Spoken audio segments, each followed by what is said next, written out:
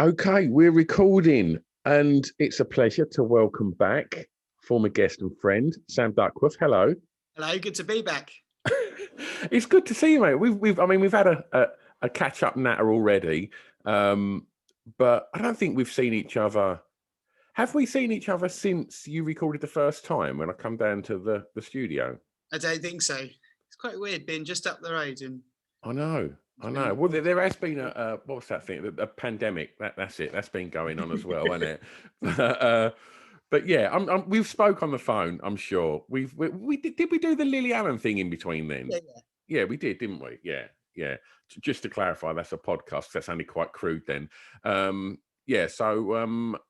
Yeah. So before we get on to this, because this is one of my kind of summer specials where you've obviously been on and you've done your songs. So I've invited you back on to talk about gigs, and hopefully that's something that we're going to see starting again soon.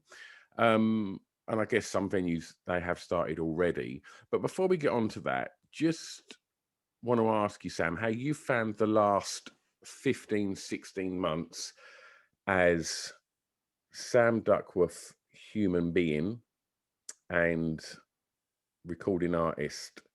Get Cape, wear Cape. I think it's been a lot of extremes. There have been weeks that have felt like every day's been a week, Hmm. and I think that the one I'm trying to think of the conclusions really at the moment, just because I'm having to use. I did my first socially distanced gig a couple of weeks ago, How and was I was that? like, wow, I forgot. I just completely forgot about all of this. Like how good it was, how like calmer I felt afterwards. Because I guess I've done it for 15 years, just always been playing gigs every so often. Um, I didn't realize how much life is built on little moments to kind of turn the release valve, Yeah. and how much of that, you know, comes from just being around other people. And I think that at the same time, I've also seen like big groups of communities of a variety of, parts of my life all come together and be like, let's, when we come out of this, let's do it properly. So it's been really inspiring. It's been completely disorientating, and I'm knackered, but I've never felt like I've got more energy.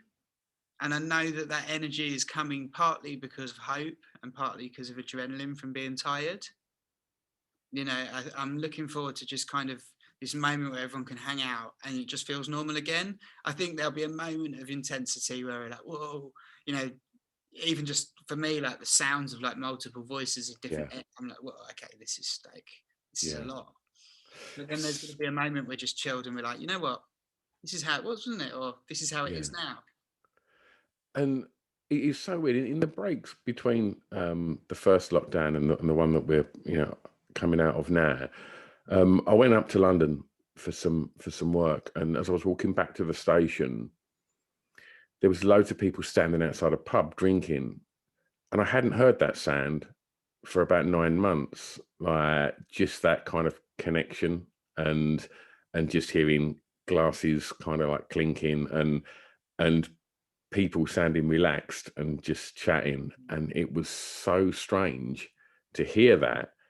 Like I sort of slowed down and sort of thought, right, just kind of breathe this in, because this is really odd. This should be the most normal thing ever, yet it feels so alien at the moment. And I think the way that this has took so long to get to where we've got, I think that as we do come out of it now, maybe, as you said, with some socially distanced shows and pubs reopening, I think by the time we get to live, live shows as we knew them, and nightclubs reopening, I think we'll be better prepared for that moment. But I still think it's going to be, for the first few times, a surreal experience, just being there and being able to kind of hug your friends. It's like, Even in the like I didn't want to do a socially distanced gig. yeah, I was like, it's not going to be the same. Like, why am I doing this kind of thing? But then also at the same time, I've realised that I should. yeah, I was like, I need to at least kind of take the baby steps. Yeah. But maybe it was like that all the time, or maybe it was because it's the first time in ages. It was completely like electric shock, out of body. Glad you've done it. Everything became super intense. So I think that because gigs are and nightclubs to me are like the best things in the world. They really are, I'm mate. desperate for them to come back, but at no point in this last 16 months have I said that or felt that, because I know that I just can't keep holding on to it for that long. Otherwise, I'll start to get really bummed out. It's weird, Sam. It's like, obviously, you spent many nights in the club that that I work at, and we've not said anything for. We still haven't said anything about reopening because it just doesn't feel like it's going to happen yet. And we're lucky that because of what we do, we're different to a lot of other places in the area that we're at. That we've got a really, really lovely, stupidly loyal following that have helped us throughout it. For people that don't know much about the club, when generally they mention the pink toothbrush, people will talk about the sticky carpet. So we sold that. We chopped that up into little squares, framed it, and said, "Does anybody want some sticky, smelly carpet?" And we sold thousands, and it was just ridiculous that people would want a bit of that dank, rank carpet on their wall. But yeah, and it seems it's because of that we've not sort of said, oh, when this date happens, this will be happening, because we just don't want to give anyone any false hope. It's like, let's just ride this out. I don't necessarily subscribe to lots of things that come out of the government's mouth, but if all goes to plan on the 12th and the vote gets passed and the 19th means that the doors will be open, then on Friday the 23rd, oh man. And you know what, Sam? There's a whole generation, a whole year's worth of people that have turned 18 that have never been to a nightclub. My daughter turned 18 and has never been to a nightclub, has never been to my nightclub. And it's like, it's surreal. And I just can't wait to meet all of these people that are going to step foot in the club for the first time. And lots of people from older generations that, have just got all nostalgic, on social media about the place, and they're saying, as soon as something, we're coming back down. And more than anything, meeting them, I just want to DJ. I just want to play some records and just watch the joy happen. Like, that's, I think, the big thing that I've really missed, just seeing people collectively having fun, which I guess equates to the same as what you do as a performer. I think things that have been loved have been saved. Yeah. I think people, so true. Communities have rallied around the things that matter. Yeah. So I think that everything that reopens that's been saved by people rallying around it's going to be twice as strong, because people have remembered why they are who they are, and what got them to the dance. And I think for people of Essex, that's certainly alternative people of Essex, that's what the Brush is. Yeah. I think that people would talk about the Hacienda as having a kind of almost community centre feel. For people that are listening that aren't from from Southend and Rayleigh, from the area, that's what the Brush is. It's like when you're into there's lots of clubs that cater for everything else, but there's not many that feels like it's a people's place. Yeah. So it's going to be Ramo, isn't it? Every single weekend. If it ain't, I need to find another job, because I am not a very good promoter if after 16 months I can't sell out the first night. God, that would be horrific. What's that? You know what your first tune back's going to be? Sorry to put you on the spot. Oh, I don't know.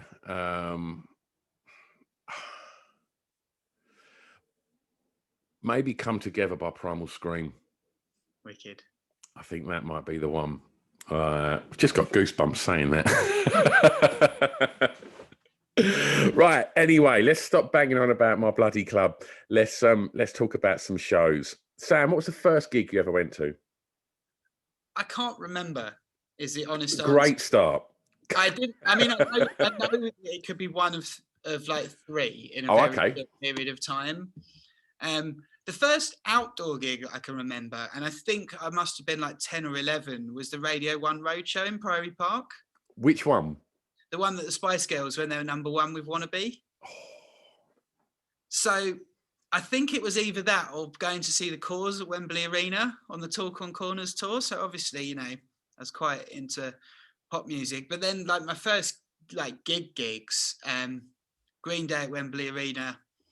And then I went to like Tyler, Cars as Weapons, kind of freak scene all day at Chinnery's. Yeah. And they're all kind of in, I know that, you know, the Roadshow and the Cause came first, and I know that the other two gigs were similar. So it's kind of all my sides of my personality. But like when I think what was my first gig, I'm like, I don't know which one of those it was, because to be honest, like, I can't remember that far back anymore. The road shows were weird, weren't they? Because it was one of them things where it was free, and it wasn't it was at Priory Park. Well, not Priory Park. Where was it? It was the one on by Roots Hall, wasn't it? Yeah, I think it was Priory Park. Was Is the that one Priory Park? That's yeah. like, yeah. And we went there a few times. I went to that, and there was like, before the actual main stuff started, there'd be like stuff that wasn't being transmitted live, and they'd put a warm up on. So I'm going to show my age now. So the prelims, if you want, were E17. So I saw E17 do House of Love. And I'm trying to think who else played. PM Dawn done Set Adrift on Memory Bliss. Awesome. And who was, I think Take That might have played. I think it was like an early Take That. I guess they were the kind of what is now Big Weekend. Yeah. You know, it was quite good to have those in Southend, really. For free. Yeah. What's I going on? know. Oh, and Kingmaker, the indie band, played as well. That was it. Yeah, it all just sort of steamed down to Southend for a free day in the park watching all your favourite pop bands. Glorious. I think it's left an imprint on me, to be honest. Really? Yeah, I mean, if the first time you see music is music en masse, yeah, it's suddenly like, oh, okay, this is different. And then when I saw music in clubs, I was like, whoa, okay, this is really different. Can see the whites of their eyes in here. This is amazing. Yeah, absolutely. And I mean, just seeing something as visual as the Spice Girls at a very young age, like, you know, whatever your thoughts are on them as musicians or artists and that, like, visually, you know, it was so well put together, you know, as a pop act, that, you know, you'd pick your favorite one, and, you know, was you sporty, was you posh, whatever. Like, did that make a dent, you know, sort of seeing something so striking on stage? I think Britpop was striking. Right. You know, I think that there was, you know, visual arts crossover with, you know, with Blur and with Pulp. You know, Oasis had big, striking, you know, album covers. I think the iconography of, you know, the late 90s was very much like, you know, individual identity, the same kind of language that people are using now. I think it was what set the ball rolling. So I think the main thing with like that resonated for me with the Spice Girls is just like it sonically changed pop music. What do you mean by that? Just had a bit more ag to it. Yeah. You know, and I think, you know, indie and pop have kind of morphed into one now, but I think that, you know, when I remember growing up, it was a bit more tribal. Yeah. You know, now it's all, you know, the crossover is welcomed. And I think there was, you know, there's definitely been points in my career I'm like, wow, okay, like the landscape's changing. We're allowed to do that now. Cool. Yeah. You know, so I think just seeing varied things, but yeah, like it was front foot, what I would call front foot music.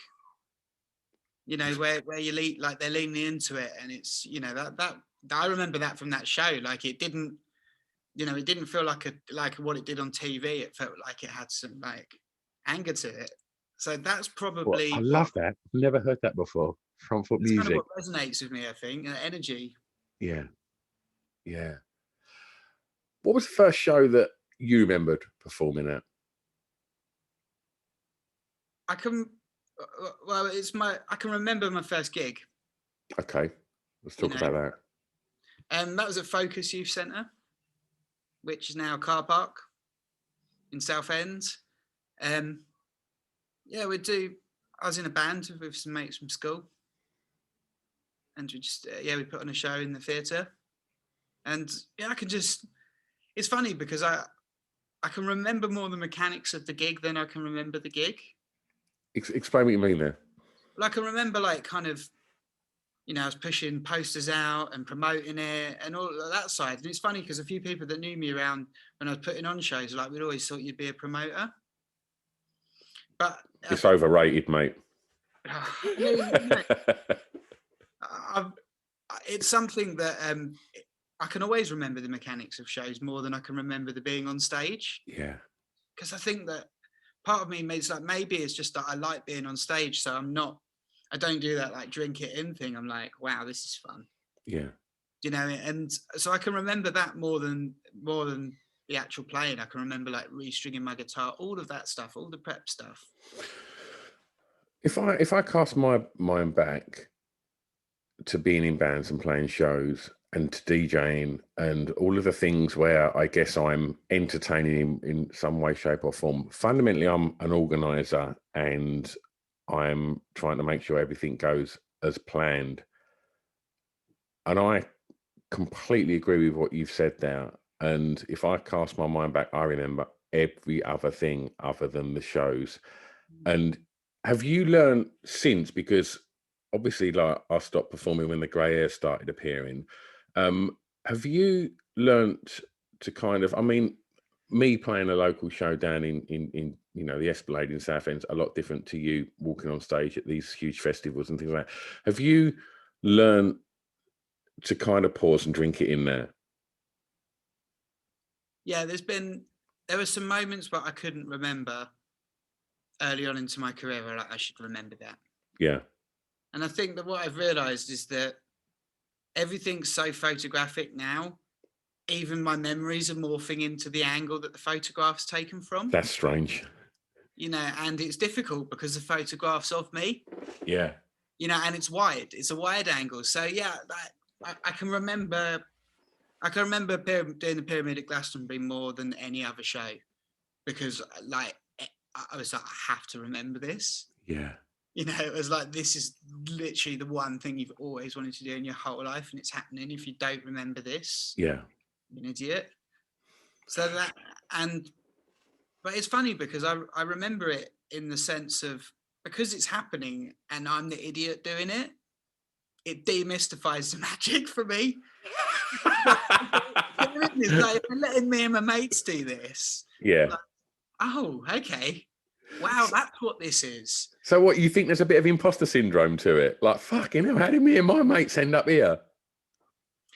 It's a weird one because I don't think it's so much imposter syndrome, because it's like, of course we're here. Like, we've worked hard for this. Yeah. At the same time, it's also like, but this is this place and it's this thing. Yeah. And like, we're all, all the legends are in the same sheds as us out the back. Yeah. And it's like, it gave me like a whole new level of respect for how things look from the front. Yeah. For lighting, for crew, for production, for all of that. It made me really understand that, like, what happens on the stage is magical. Yeah. What happens through the speech, like the whole combination of all of those things are what makes it what it is. Lastly, on what you were saying about, you remember all the other things, other than the moment for so many shows. Do you think, obviously you've got a band, but I guess a lot of what Get Cape, Wear Cape does is you. And so do you feel that might have been different in a more traditional band format back in the day, where you could have kind of shared that experience maybe wider and not had to sweat the smaller things so much? Do you know where I'm going? Do you know what I'm saying, Sam? Yeah, I do. I think it's probably that's more of a question if it was a solo artist or a band. Yeah. More the timing, because I think it would be a lot easier in the band. Yeah. But I think it would also come with a whole new set of challenges. So it'd be a lot more difficult. Yeah. So I think ultimately it would be a different experience, and it's an experience that I'd like to do. Yeah. You know, I've kind of got a new project on the go at the moment with Deli Sasimi, who's the band leader in Fellas Egypt 80. We've done a kind of band together and Okay, got a record.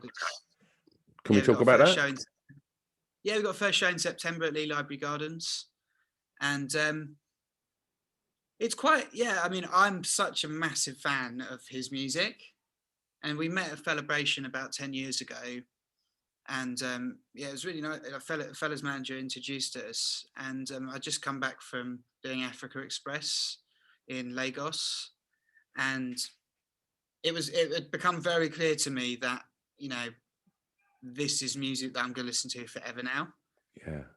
You know, and it's funny because I remember when Ian Birrell first sent me some tunes. It was like, check these fella tunes out before you go to Lagos. If you haven't heard these ones, you know, these are bangers kind of thing. And they were like 40-minute long. Yeah.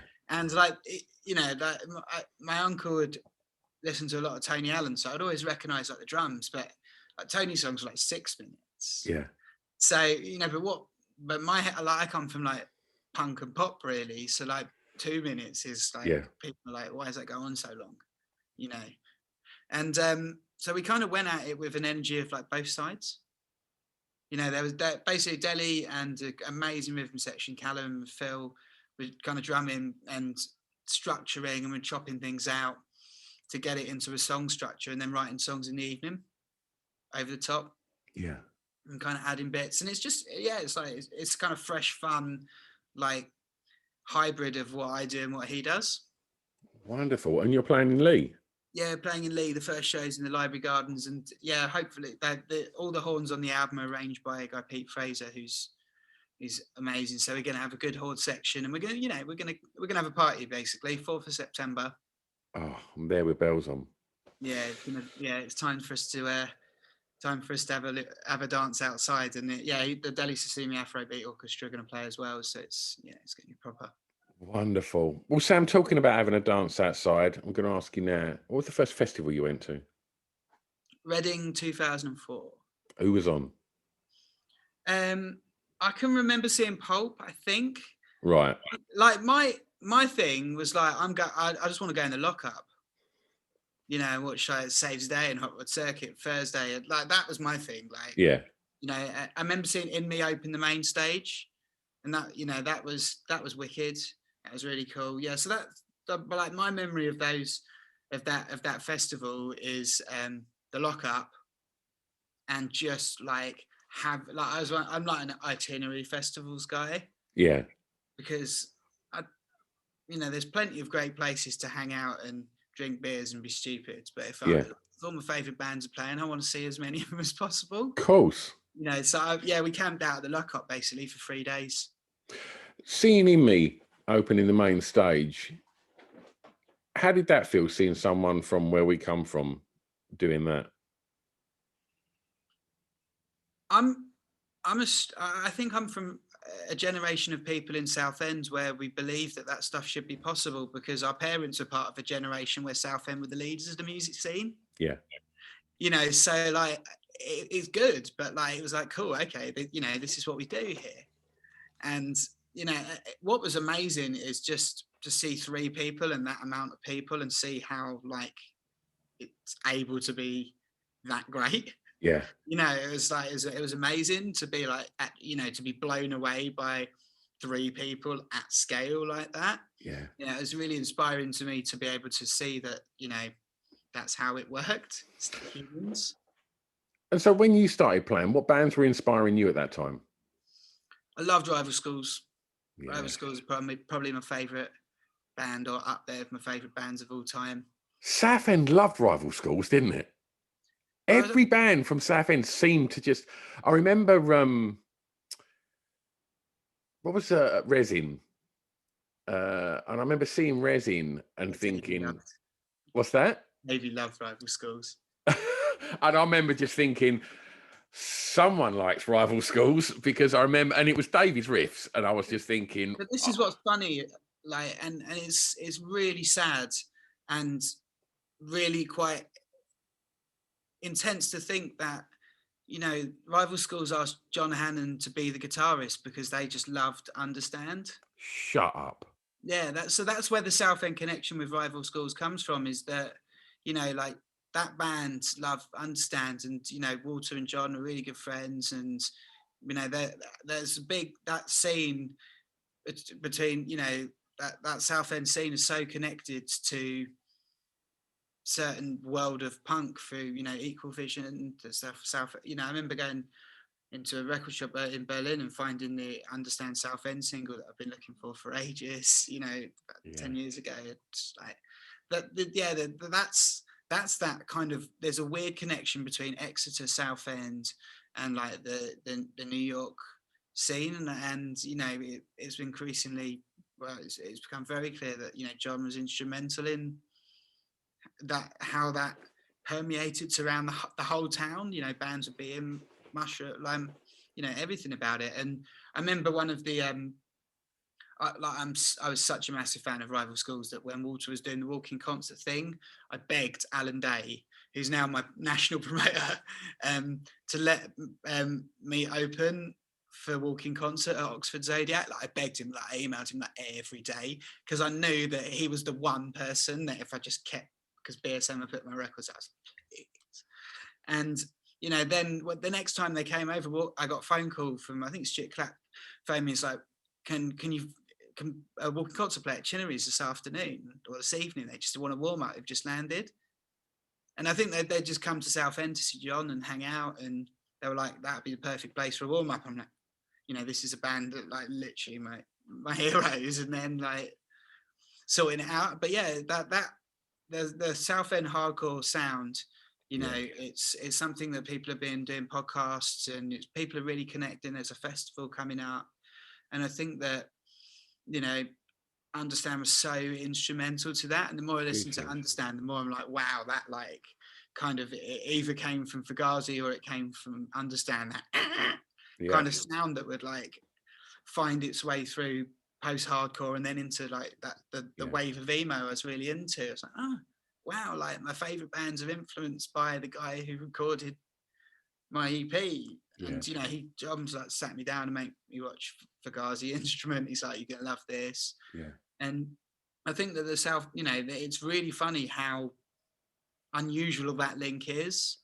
But yeah, it's kind of, I found it quite incredibly profound over these last kind of few months, because obviously with John no longer being with us, and how humble it is to be that influential on the world, and downplay it to the point where people don't even really know unless they know.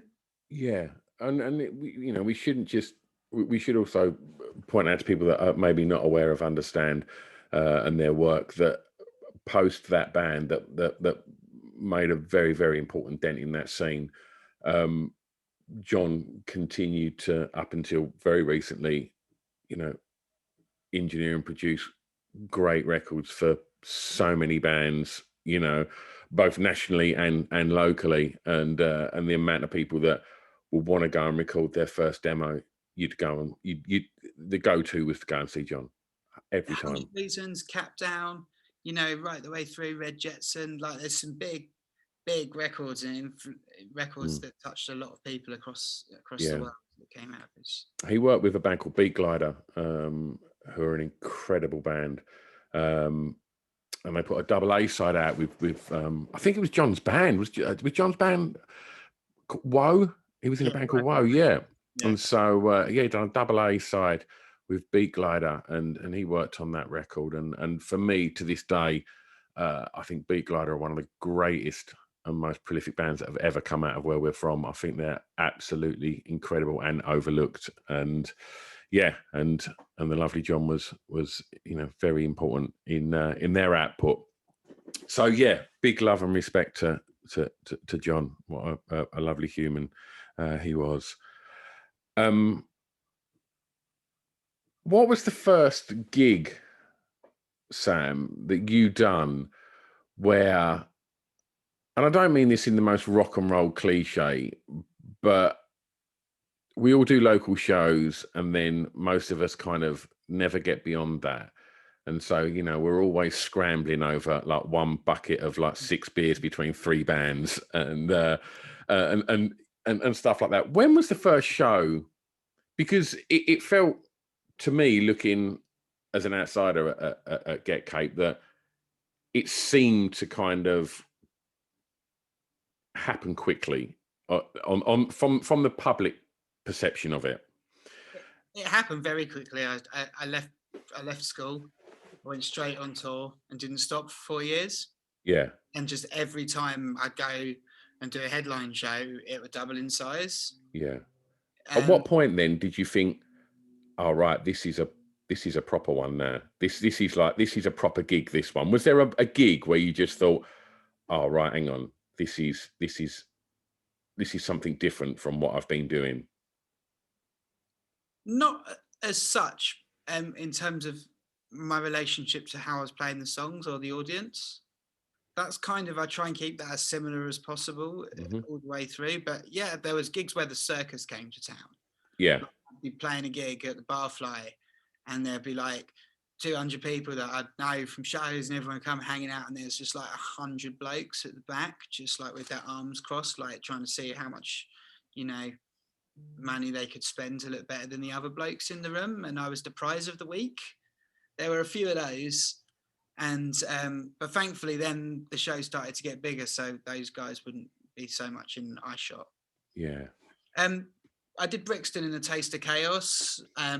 There's a MySpace competition where like you could play 2 songs, and I just had like an MP3 player basically, and me and a guitar in front of 6,000 people on my own at Brixton. No And I pressure. thought it was well fun because I don't know, I was going to go to that show anyway. Like everyone I know is going to that show, so everyone's like, "Oh man, this guy must be massive." He's like, "No, he just goes to loads of gigs, hangs out with loads of people, and they're all just at this show, and they're all from Essex, so they're loud." But that was amazing. Yeah, I think it's in between like 36 Crazy Fists and Kill Switch Engage at Brixton Academy, and then did NIA in Birmingham, and like I think I was the only acoustic guitar that was even in the room. Wow. Yeah, so it was weird. They were moments where I'm like, this either is a regular thing or like this is a good thing to have achieved, to know that like Yeah. maybe it's not for you. Yeah. Like they were the first like, okay, cool, I can at least prove my Endeavour gigs. Yeah. Where I was like, wow, this is completely bananas. Just when I headlined Manchester Academy 2, I played that venue a few times supporting, and I went out on stage and I realised that everyone here was here to see me and knew my music, and there's like enough people there that like I do this now. Yeah. That gig was because I kept getting lost up the maze of the, you know, it's a uni building, so there's so many staircases that lead to nowhere. Just kept getting lost all day. And then I went out and I was like, wow, okay, like you just do this now. You get lost all day in university buildings, you know, eat picnics and play gigs. All right. That's a decent life. It's not a bad one. Oh, you need to come on Hardcore Listening and do top 5 pick a mix. It's never been done and we need to do it. I've eaten a lot of sweets, so I'm more than happy to talk about them. Should say for those that can't see this, Sam's not got any teeth left, by the way. You mentioned rival schools and your love of them. Is there a band to this day that whenever they tour, you make that effort to go and watch them? Wilco, 100%. Like I remember when I'd first signed my first record deal, my A&R man Paul, like we mostly bonded over like ska and punk and, you know, politics. And then my agents, you know, we all bonded over the Flaming Lips and my love for weird stuff. And Wilco was touring Sky Blue Sky at Shepherd's Bush Academy, Shepherd's Bush Empire, and Paul's like, "I'm bringing you. You have to go." Yeah. And it was so good. Like the Wilco live DVD is from that tour. Like that's the first time I've seen a band and be like, "Oh, there's a level above." Okay, like this room's not a bad room. It's Yeah. like, you know, this, you just, when you're like, if you've been playing for 30 years and like you're that good, okay, that's the goal. So like every time they tour, I have to see them because there's enough catalogue there that you're going to get different sets, and I'm just completely inspired by the idea that their attitude is like, we do this, we're trying our best, and we love it, and we're pleased that you love what we do, and that's it. Like it's just a mutual love for the art of playing music in a room, and just everyone goes with a sense of occasion because they know it's going to be sick. So like they're just a band that like every time they play or every time Jeff Tweedy does something, so like I have to be there. Yeah, without doubt. Like when I played in Chicago, I was touring supporting Nick Mason from Pink Floyd. He's got a band called Saucer Full of Secrets, which is they do the early Floyd catalogue. That's with Martin Gary Kemp, isn't it? And yeah, they're lovely bunch. I was fortunate enough to do their US tour, and so I was in Chicago. I was like, I'm going to email the Loft and just say, look, just so you know, I'm not a chancer. The reason I'm in Chicago is because I'm supporting Nick Mason. And they're just like, pop down.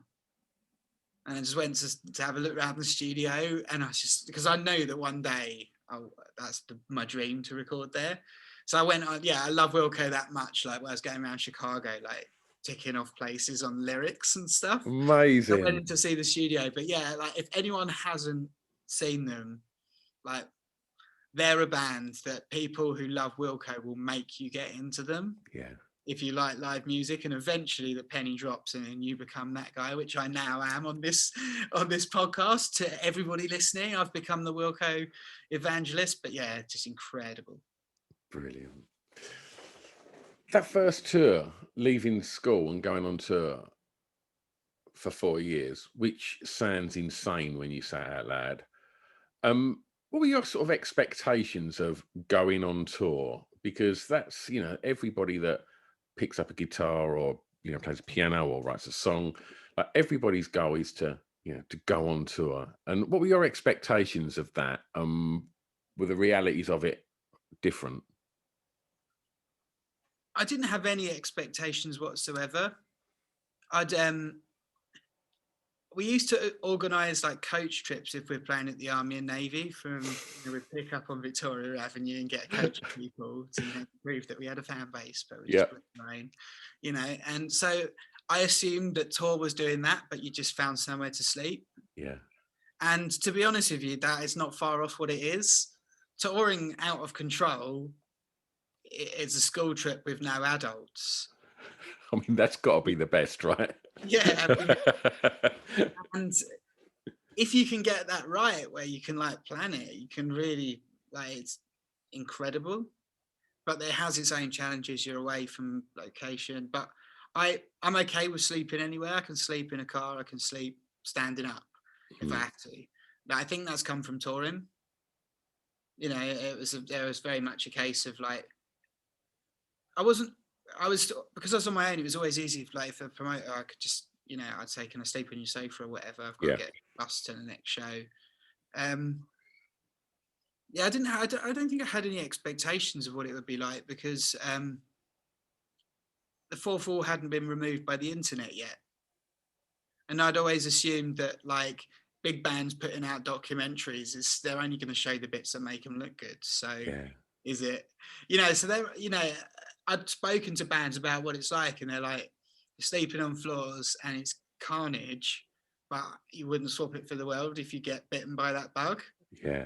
So that was my first experience of tour. It was just, it was like, I don't know, I'm a dive head first in and just ride it out kind of guy when it comes to taking risks on things like that. So I was fortunate, my parents were very, like, they were, I got my A levels, and they were just like, if you can do this, like, take a gap year, and I'm still on the gap year.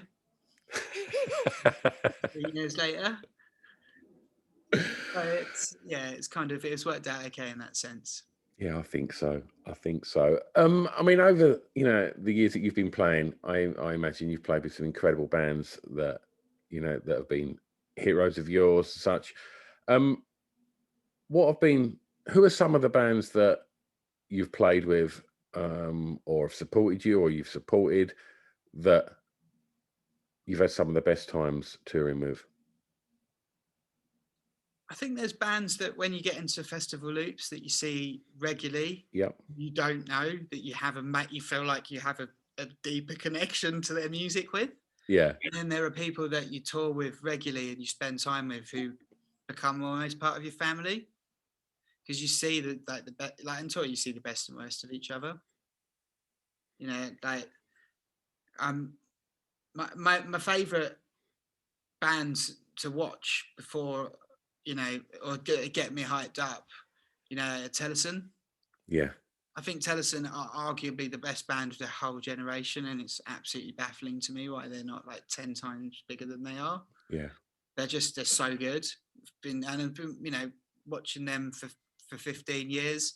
You know, fortunate to have had a, you know, big lifelong friendship with Kate Nash and family. You know, Jay, who I met when we first played a show together, 16 years. We ran a studio together. Yeah. You know, we're all friends of each other's families and stuff. You know, that's that's there's so many parts of my life that if you took live music away, I wouldn't really know anyone. Do you feel there's like you know, some of those people that you, when your career started, their career started at the same time? It's really strange. I mean, our mutual friend Pip, you know, he often talks about early shows with Kate Nash and Paloma Faith and I think it was Adele as well. Just, you know, on this little scene, you know, doing lots of spoken word shows and things like that, and that connection that he has with them still seems to be there now. And you know, do you think something's formed in them early years, sort of, you know, gigging together and hanging out together, that doesn't necessarily, even though everybody's careers go completely different places and at different times, do you think there is something, you know, a little bond at the beginning that stays strong? That's the school trip. Yeah, it really You is. know, when you get together with your mates and you talk about, you know, where like or a festival, like people go, oh yeah, do you remember when that? That's what you've got. Yeah, It's a lot of your first time playing on an outdoor stage, or you know, first time being able to watch your mates' dreams come true. yeah, It's a really like it really is an intense bond. But I think also there's a solidarity that comes from it's like being on a cruise ship, you know, and there's only so much music industry that young people can take before they need to turn to their friends who are going through similar experiences to try and work out what's what. mm, So I think that a lot of those bonds are also forged on the sense that we're all going through the other side of it together yeah. at the same time. And what's great is that everyone just kind of, you know, goes off and does their thing, and now you just see people in the field and the love's still there. You know, it's really cool in that sense. You know, it's like it's a lifelong connection with people. And moving up to speed now and looking back in retrospect on them times as well, what changes have you seen in the kind of live circuit and the way that gigs and tours are put together from when you first started to now? Let's take the pandemic out of this mix as well. It's a difficult one because there's not a lot has changed and a lot's changed, and a lot of stuff still needs to change.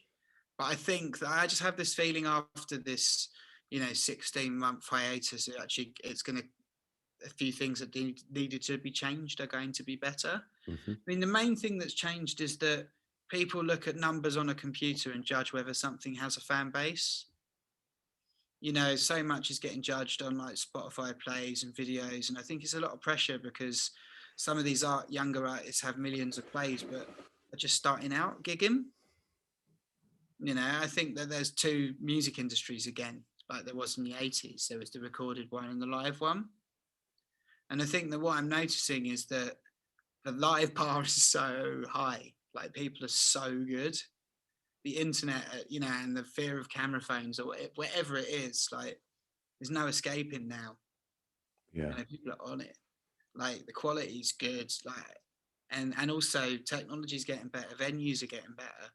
Venues are getting more in tune with, you know, the the fact that they are safe spaces and they are, you know, important spaces in people's social and cultural development. Absolutely. And I think as that only grows, you know, as long as we protect the venues, like the Music Venue Trust have this last 2 years, and we'll continue to do, as long as we protect those venues that people feel like they're home, it's just going to get better and better and better. Like Absolutely. technology now, the things that I remember having to have this like it was like 5 foot, like 100 kilo flight case to hold like what is now something I could do off my phone. Yeah. We had to, lug it up and down flights of stairs and what have you. And it's like tech now is a game changer.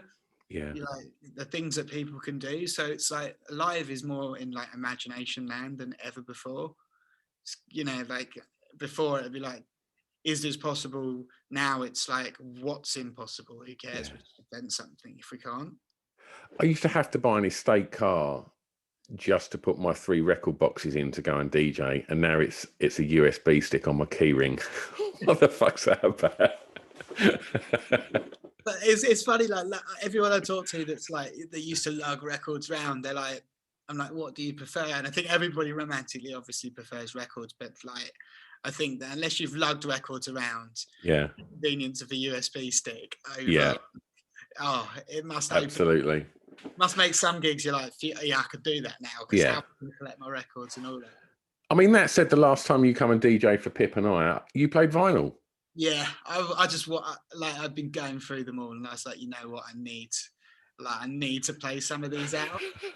And what it encouraged me to do is to actually like connect the record player up to the studio and like get proper masters of them, Lovely. because it's that is one of the things that is great about playing things on record, or increasingly on CD as well, is that there are versions that you just can't get elsewhere. Yeah, definitely. We mentioned, venues. What's your favourite venue?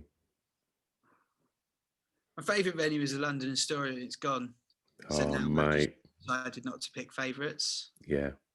Yeah. Like that was I loved that place to within an inch of my life, and I think there's loads of venues that I really love in the UK. I'm increasingly getting, you know, attached to a few, but I am concerned.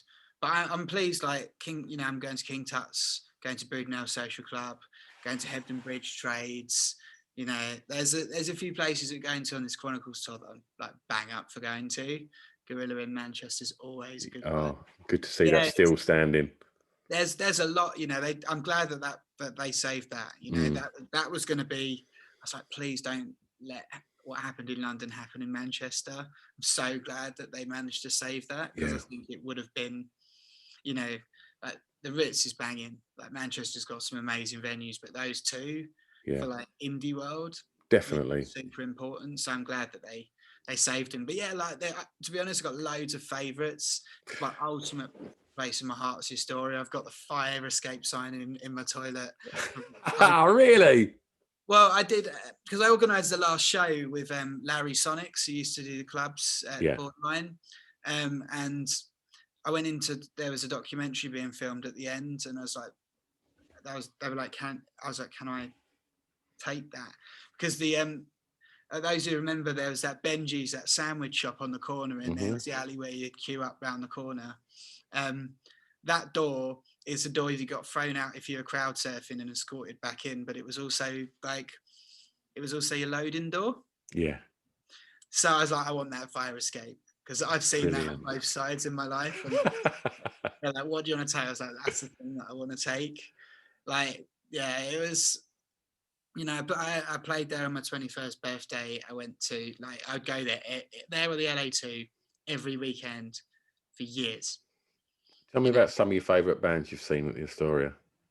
That's a good question. So many. Probably Rival Schools at the Astoria is one that really sticks, like, because it was a massive show for that band.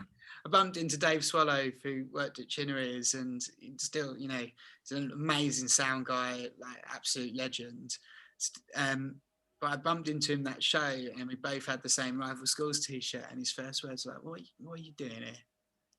And I think that was like, we were chatting, and then after that, like, I was allowed to talk to the adults at Chinley. I so know what you mean. So that was kind of, that's probably like the memory. I was there with my dad. Like, my dad would come to loads.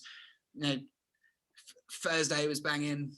You know, it's well, it's hard sometimes. You know, in the scene that I'm from, because unfortunately, it seemed to have been plagued with quite a poisonous culture, where a lot of the really great shows of bands that they don't look so good to look back on in history now. So yeah, but I don't know.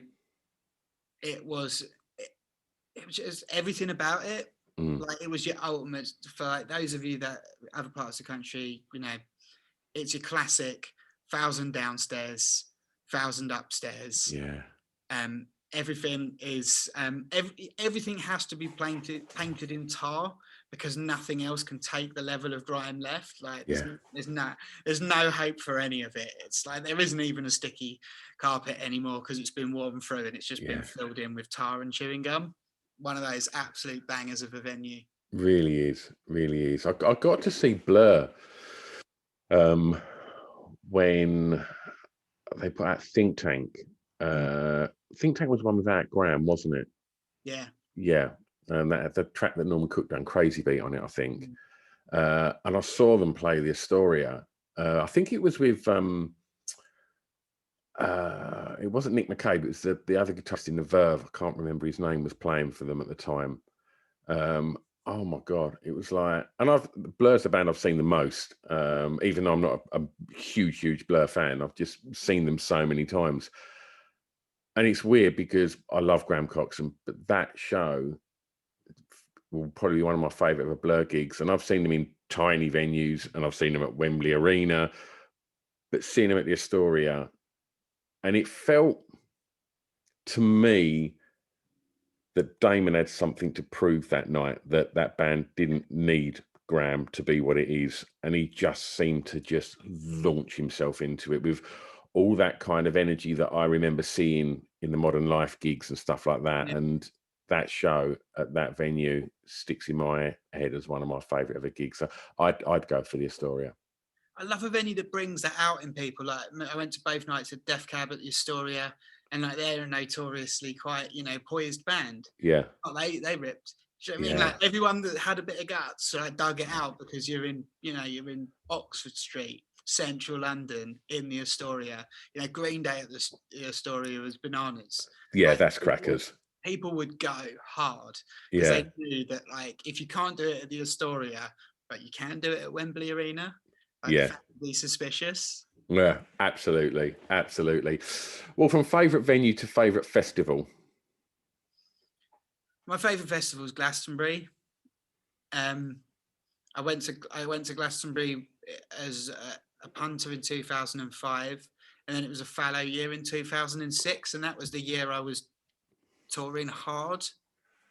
So my first Glastonbury playing was 2007, and we were like halfway up the other stage and co-headlining the John Peel, and it was just like, what on earth has happened? Like, I had to go into Sarah's Wheels, pick me up and whisk me across to the park to be a part of Africa Express. I ended up doing Rock the Casbah with Rashid Taha and Damon Albarn on stage, and it's like, that year was so wild that, family came, everything, like, we went in, and I love everything about it, because it's just got so many bands and acts that I want to see.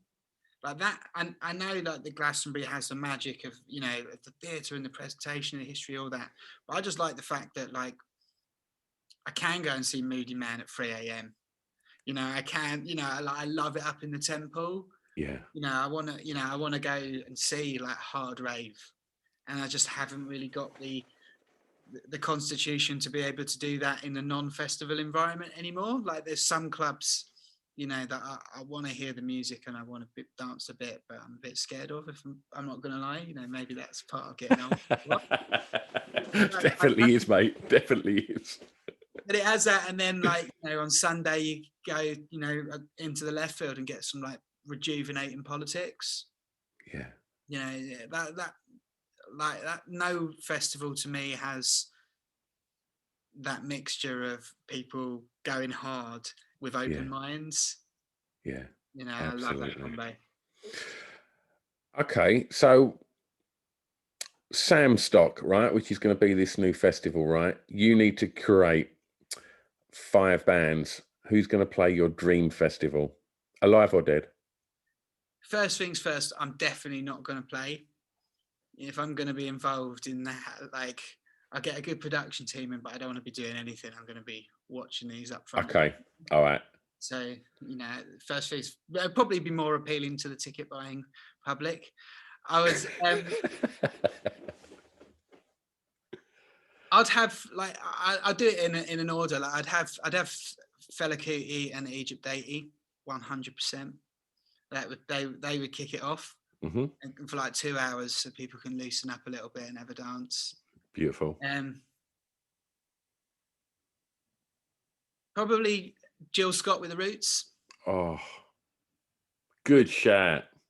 You know, that I think that'd be, by the time that's done, like, you're going to be really up for it.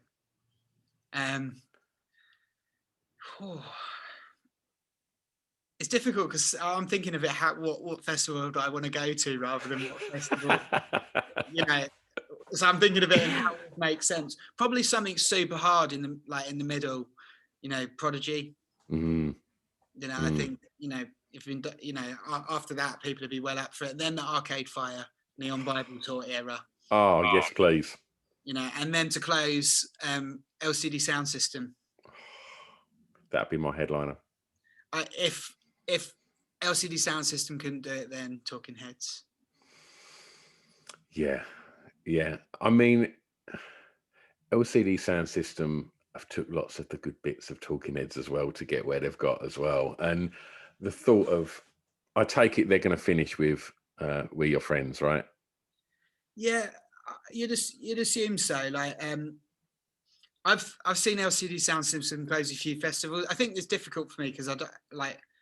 I've seen like the Fella footages on the BBC at the moment. Jill Scott and the Roots on Dave Chappelle's Block Party, so I can visualize it. Like, I have, you know. So there's Prince closing Hop Farm is the best festival set that I've ever seen. But I don't know, in terms of what I love about LCD Sound System is, you know, it's that's how it starts. That piano, like, everyone in the crowd knows what's about to happen, and there's just this energy where, like, everyone's trying to find the people that they love, and that atmosphere, to me, like, when that happens at a festival, is unbeatable. Yeah. Where, like, everyone knows that where the song is, the conclusion of the song, and everyone knows by that point it's going to be just pure emotion. It's the ultimate money shot, isn't it? It's like it just builds and builds and builds, and the what was the documentary called? Shut Up and Play the Hits? Play the Hits, yeah. Like the performance of that track on there is just incredible, and it's one of my go-tos if I'm on a YouTube kind of fest of watching things that just I know are going to fire me up. Then that's on there. And the fact that even on the trailer for the movie, when they show that clip, I know that they don't sing on that actual version on there, but Arcade Fire are there as well, aren't they, at that show? And like, both of them bands, like, solid choices there, Mr. Duckworth. I'm gonna have to add a last minute addition, because as you were saying that about getting fired up, I was also like, Shy FX Notting Hill Carnival set.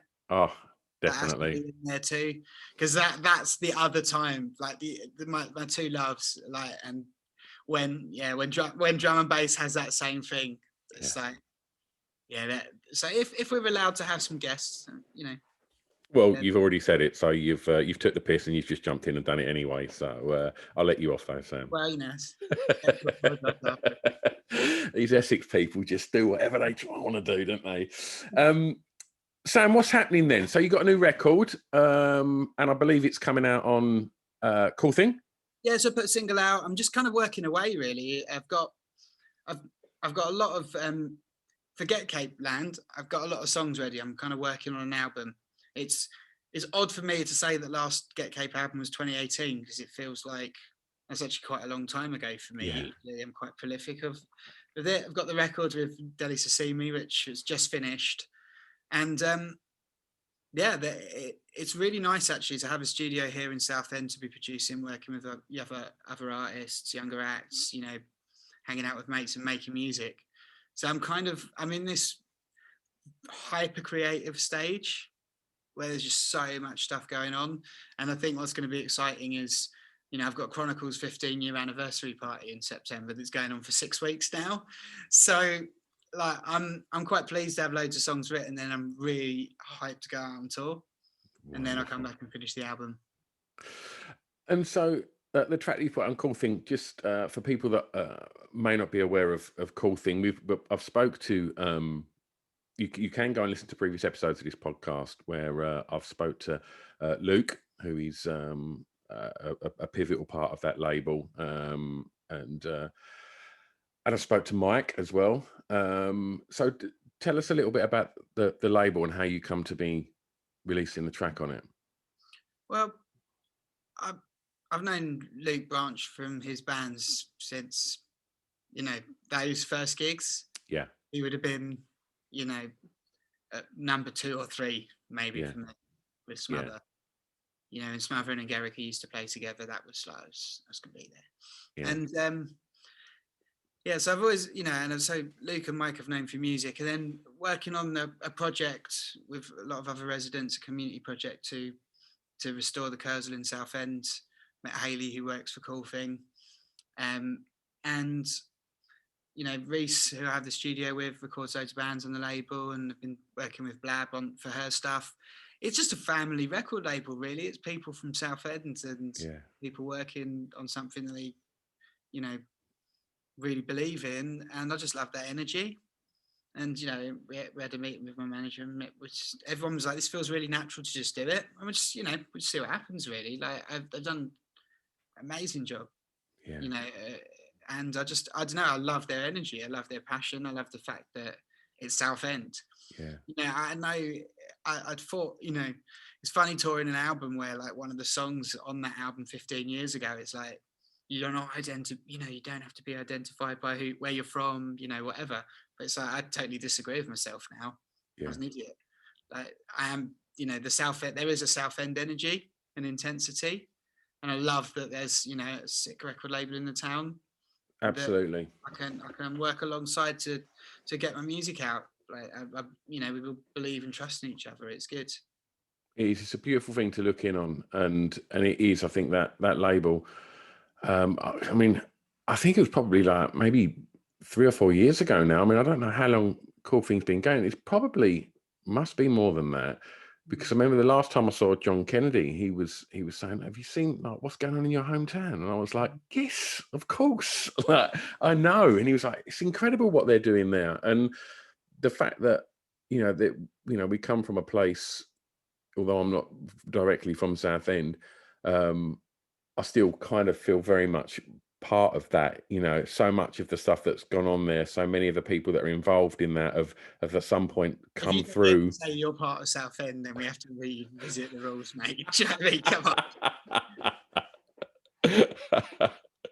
Rayleigh's only a couple of miles up the road. I'm getting in, and I'll come in as your +1, mate. But yeah, and it's from I'm old enough to kind of have seen the noise that Understand made, and and the bands from then, and going through to seeing people like yourself, the Horrors, and and bands just further aside, like the Milk and the Scroob, like just do some incredible things. And yeah, and you just become fiercely proud of that, and watching the likes of Smother and Engerica, and the aforementioned Resin, to see that these people are still actively doing really cool things. There Yeah, you go. They're doing cool things, and that wasn't meant to have been a pun, but they really are, and that comes from passion and love. And I think that long may it continue. I think it's going to be impossible for it to not continue forever. Yeah, You know, that's what's great about the energy of everybody that's doing stuff in Southend in the nicest possible sense. They're definite lifers. yeah, You know, and I absolutely. think that we're getting more and more proud of that as a county, Essex. You know, that I think for so long people are like, oh, you know, you can't make in Essex. You have to go to London. I think that's over now. 100%. And I think that now is the time to see what proud Essex people look like when they come together. I don't think anyone's ready for it. Yeah, can't wait. Sam, it's been absolutely delightful talking to you. I knew it would be. Always love it. Cheers, man.